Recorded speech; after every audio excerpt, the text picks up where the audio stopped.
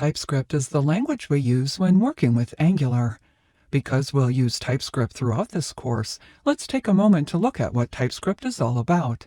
But first things first, let's talk about JavaScript. JavaScript is the language for the web and is executed by all browsers. The JavaScript language specification standard is officially called ECMAScript, or ES. Up until recently, the ES versions were defined by a sequential number. ES3 is supported by older browsers.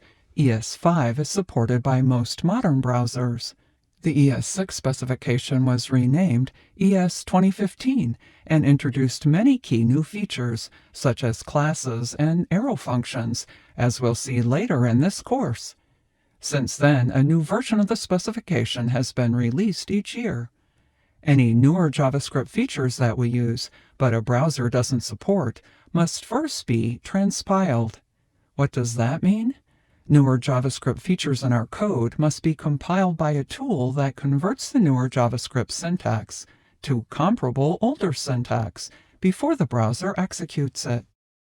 TypeScript is an open-source language developed by Microsoft. It is a superset of JavaScript, meaning all JavaScript is valid TypeScript. TypeScript code transpiles to plain JavaScript. What does that mean?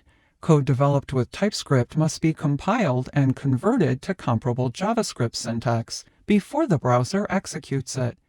That way, we as developers get the benefits of TypeScript features during development, and the browsers still get code they understand.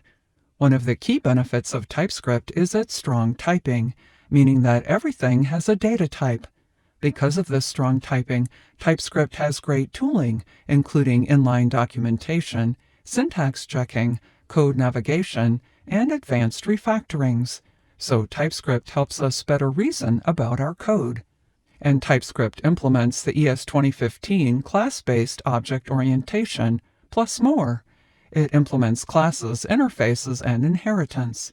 So if you have experience with an object-oriented programming language, such as C#, C++, or Java, using TypeScript may feel very natural to you.